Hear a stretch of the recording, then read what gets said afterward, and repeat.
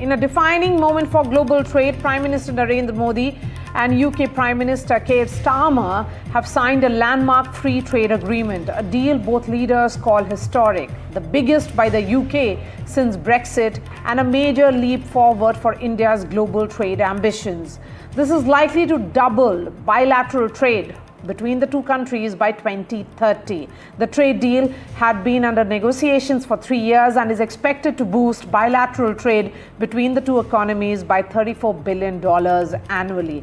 The FTA will bring significant benefits to India by opening new avenues of growth, skill development, and employment opportunities for Indians across multiple sectors. The Indian farmer is expected to gain the most from this pact, called Comprehensive Economic and Trade Agreement. In fact, India's agricultural and processed food products will now enjoy duty-free access to British markets. Let's first listen in to what Prime Minister Modi and Prime Minister Starmer said, and then I bring in the guests.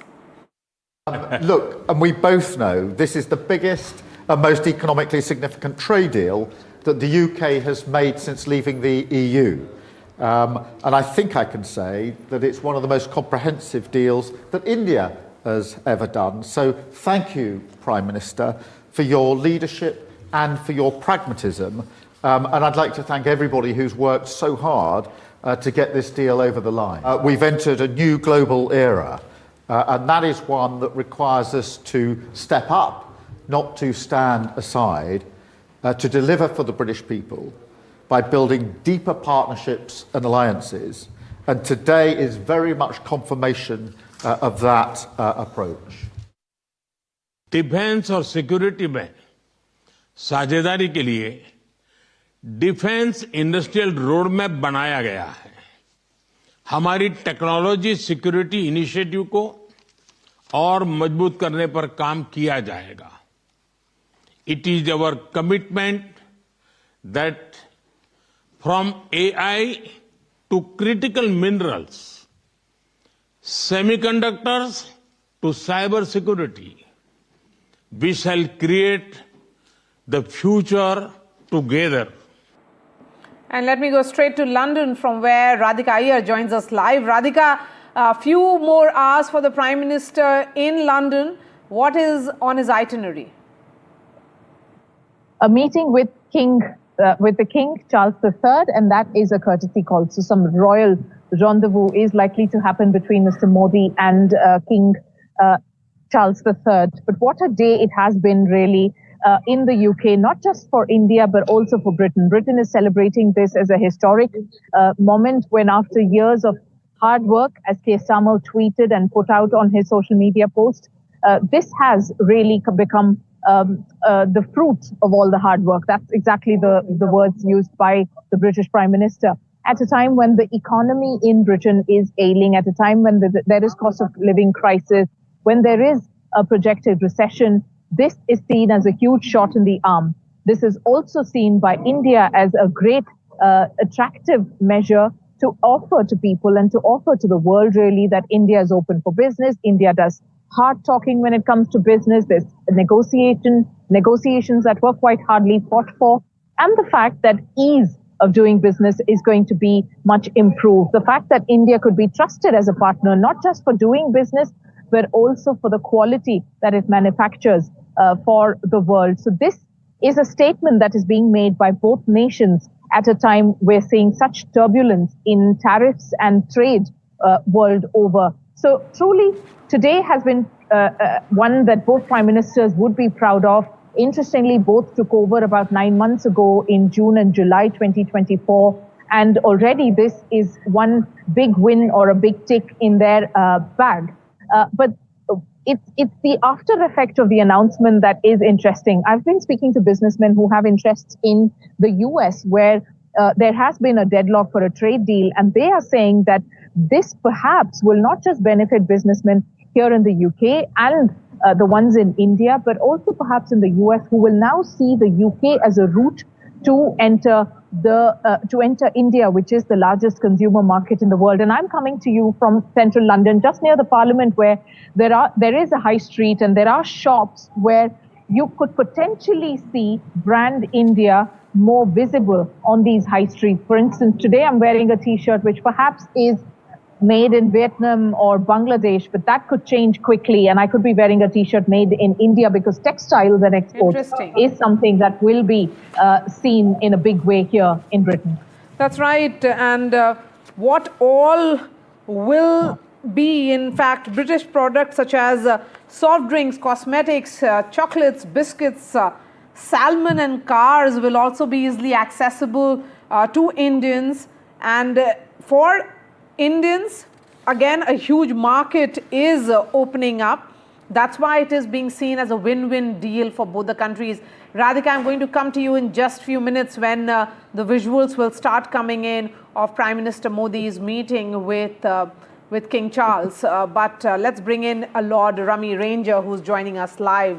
Lord Ranger, India, UK have signed FTA. It is likely to double the bilateral trade by 2030. It is being seen as a win-win for both the countries. So as someone who understands the Indian market as much as you do the market of the UK and stay in London, how do you look at this? Do you feel the impact will be seen immediately, or will the benefits be more on a long-term basis? Both. It will be immediate impact, because lots of people will invest in each other's country. Goods will start to move backward and forward because of less red tape and less tariffs and less duties. And above all, it's a very significant for the world, because, you know, we are a global economy. When two economies do well, there is a knock-on effect on other countries also. For example, if UK-India trade deal start having a collaboration on manufacturing, for example, if you know JCB company, earth moving company, which makes the machine to move earth, it's called JCB. They started with one factory. Today they have 3 factories in India, and because of the cost is so low, manufacturing cost, now they're exporting to 90 countries from India. So that is the impact. So let's give you another example. The British defense industry is contracting, whereas the Indian defense industry is growing due to the 2 great neighbors we have. So therefore, we have to protect ourselves. So our defense industry is growing very rapidly. So therefore, India can provide a scale of manufacturing to the British defense industry. If they can manufacture in India, the cost will be fraction, and they will be able to export. And on top of that, domestic market, Indian domestic market is huge. So therefore, all the big corporate product like, you know, project like aircraft carrier, trains, aircraft can easily be joint project. Space program will be another one. And the other thing is, you know, this is a mother of all trade agreement, because this is not small agreement between, you know, let's say Maldives and United Kingdom. It is between the 4th and the 5th world economies. Given the size of Indian market is huge. So therefore, the impact will be colossal. And also the agreement is between 2 countries which share each other's value. They're both democratic secular countries. The rule of law at the heart of their governance, equality for all enshrined in their constitution, diversity in both the countries accepted, respected, and protected through laws. So therefore, we do not have to watch each other's back. If Britain was doing a trade agreement with China, they will have to watch their back and front, because you have no idea of their background. But with us, they have had a relationship with 200 years. You know, we speak English. Yeah, we probably, Indians speak better English than some of the English people here. So therefore, the win-win situation is for both the countries. The British economy is not growing as fast as that of Indian economy. If they plug into Indian economy, India will pull Britain out of its sluggish growth. And on top of that, after having left the European community, Britain as a trading nation does need partners for cooperation and collaboration. And therefore, no better partner than India, which has already demonstrated that in 77 years, they have come to the same level as their master who ruled there for 200 years. A colony is now at equal power with their master, and that is a Yes. very, very big deal for the Indian lead for Prime Minister, who within 10 years jumped from 10th place to 4th place, and also we have become equal. And as a matter of fact, although I'm a British citizen and British peer, but I can also tell them that Britain will gain a lot more than India will gain. India has much more choice with Russia, with France, and other countries. And so, therefore, in my estimate, Britain will get a huge market and a pool of highly trained, people who are already running blue chip company, Google, Microsoft, you name it. They are running the companies, and British company can get that talented pool, which is also contributing NASA because of demonstrated their strength to land craft on moon and Mars. So they can get a very cheap and loyal and hardworking pool of labor, which will benefit their industry no end. Lord Ranger, last question. Historically, India has been a colony of Britain, and this agreement will create opportunities for both the nations. Lord Ranger, do you think that Prime Minister Modi envisions equations between two countries very differently, perhaps very unlikely than his predecessors? 100%. Prime Minister Modi is a man of vision. He's a committed man. He has no agenda except to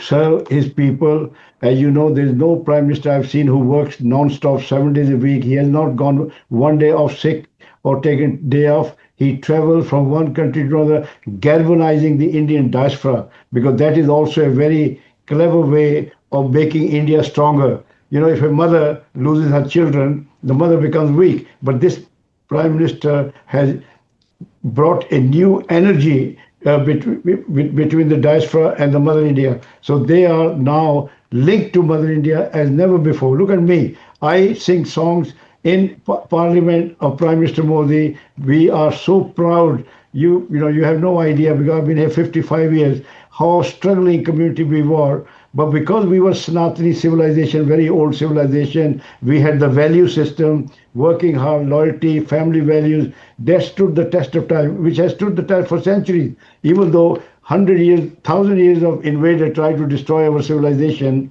but we have still survived.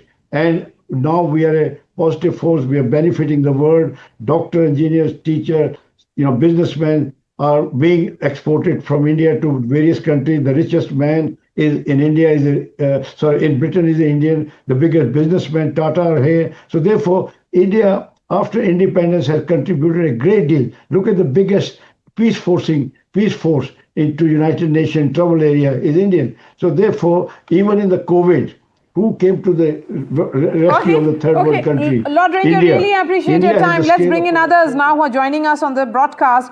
Professor Scott Lucas joins us. He's a professor of international politics at University College. We have Nicholas who's joining me from London. He is a UK-based journalist. Pratik Dattani is another person who's joining me from London. He's the founder of Bridge India. Rahul Roy Chaudhary is he is in fact senior fellow for South Asia, the Strategic International Institute, London, joining us. Thank you so much, gentlemen, for joining us on this broadcast. Pratik, how significant is this FTA for India's trade diversification strategy, especially that it is coming at a time when global protectionism is rising? Yeah, I think that's really the key question. We've hit peak globalization. The new president in Washington really doesn't believe in the existing model of a Western open market kind of model. This trade agreement is not just important for the UK and for India, but it's a signal to the world to show that if you can negotiate a deal that's hundreds of pages long, diligently and with respect for both sides over 3 or 4 years, you can achieve something that will add value and create jobs for both countries. So I think it's pertinent that Donald Trump is visiting the UK just in the next couple of days. he will be looking at all the headlines Modi is getting in London and saying, well, he could do the trade deal. I haven't managed to do it yet. So I hope this FTA is a bigger signal for free trade around the world. Okay. Nicholas, the United Kingdom has called this its most important trade pact post-Brexit. Does this signal a shift in the UK's global trade orientation, and how does India really benefit from that positioning? Well, that's some big questions you're putting to me. It is significant, of course, because we've been out of the European Union for 5 years, and frankly, government after government has been desperate to sign trade agreements. And so far, they've only got 2 bilateral agreements to shore with Australia and New Zealand, though they claim to have done deals with the United States and the European Union. When you put it in that context, India doesn't seem particularly important. It's less than 2% of British trade. But I think perhaps that misses the point, because when you are embarking on doing lots of bilateral deals with your trading partners, any deal is important. But I do wonder why it's taken 3.5 years. It was, after all, a previous government, Boris Johnson's government, that in 2022 said we'll get the deal done by Diwali. And by Diwali, Boris Johnson was no longer in post. Rishi Sunak was. So it's taken a lot of time to be done. And what the impression I'm getting is there's a lot more than just trade involved, because they talk about defense, technological cooperation, even visa regime is all tied up with this, and we've yet to see quite the wide significance. But having said all that, and one more reservation I'll draw is that the deal is not in force until Parliament approves it. So that could be another year. But having said all that, it's clearly important. It's clearly important for Britain. It's clearly important for India. And whether it will result in the £6 billion increase in trade between the two countries, I couldn't possibly say. It's a tall ambition. But of course, Britain and India do a lot of trade, even though it's quite small in terms of the total. And let's not forget that some big Indian industrialists are very important figures in British industry, right. notably the Tatas and the Mittals on steel. So, we are close economic partners, and this deal can only make us closer economic partners. So let us hope, this is me expressing a hope rather than a prediction, that it will benefit both sides in the way that both prime ministers are talking about today. Since you say that it has to be approved by the British Parliament, so let's try and understand the short-term gains. And Mr. Chaudhary, the projected gains are $34 billion in trade by 2040. How realistic are these numbers, and which sectors, according to you, stand to gain the most in the short term? Well, Maria, I think firstly, it's important to say that for the past 20 plus years that I've been working and living in the UK, we've been talking about the potential of the UK-India relationship. I think it's now time to forget talking about the potential and talk about the delivery in the India-UK relationship.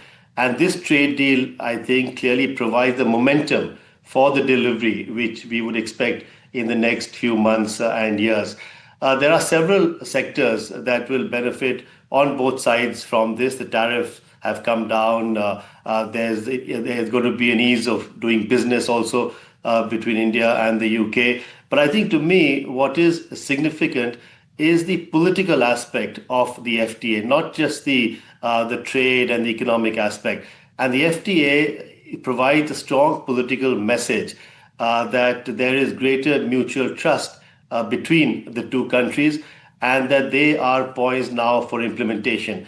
And one key area in this respect is defense, which was earlier mentioned by one of the panelists. And here we have actually a renewed comprehensive strategic partnership that has been unveiled. We have a defense industrial roadmap that is relatively new. And we have a Vision 2035 statement in which defense is a key component, especially in terms of building links between defense companies in India and the UK. Okay. At the time when the UK has taken a clear change in direction on foreign and security policy, with the UK Strategic Defence Review stating that the UK has a NATO first, but not a NATO only policy, and the National Security Strategy of the UK, both unveiled last month, saying very clearly that that the UK wants a genuine strategic partnership with India. Okay. Professor Lucas, can this agreement then be seen as part of India's strategic push to counter China's influence, particularly in global supply chains? And does the UK now see India as its anchor, perhaps, economic anchor post-Brexit? Well, I think my colleagues have put it well in that this is not just a response to an individual country, whether it be China, whether it be Donald Trump's US. This is a realignment in what is a world that has changed significantly in the last decade. For the UK, this was an essential agreement to get out of its Brexit bind. Apart from the minor agreements with Australia and New Zealand, and apart from the framework with the Trump administration, which is really just to limit the damage of Trump's tariffs, the UK had not replaced that £40 billion a year gap in government revenues from the departure from the EU. It had not replaced the many billions of dollars in terms of manufacturing, in terms of investment, when it left that single market. And the UK government has said it is not going back into the single market. So India gives it a cushion, but a very limited cushion, but it's a start. From India's perspective, India is not just pursuing deals with the UK. India is pursuing deals with the EU. It would like to get a deal with the US if Donald Trump was not so unpredictable. It is looking to be very expansive in opening up markets, in getting agreements not only regarding defense, but regarding AI, regarding high tech, regarding the medical and pharmaceutical industries.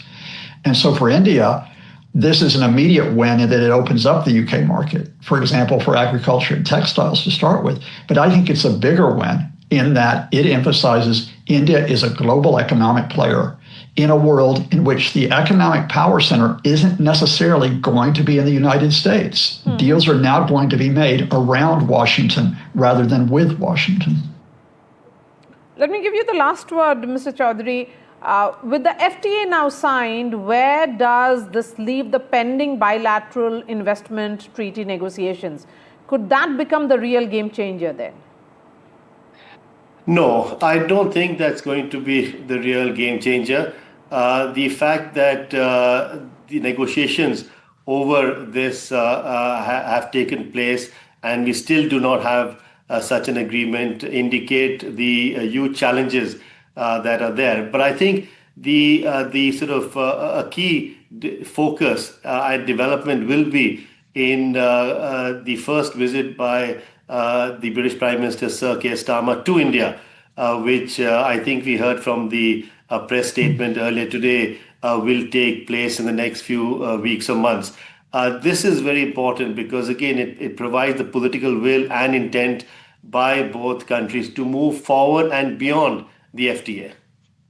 All right. Thank you so much for joining us, Rahul Roy Chaudhary, Nicholas, Professor Lucas, and Prateek on this broadcast.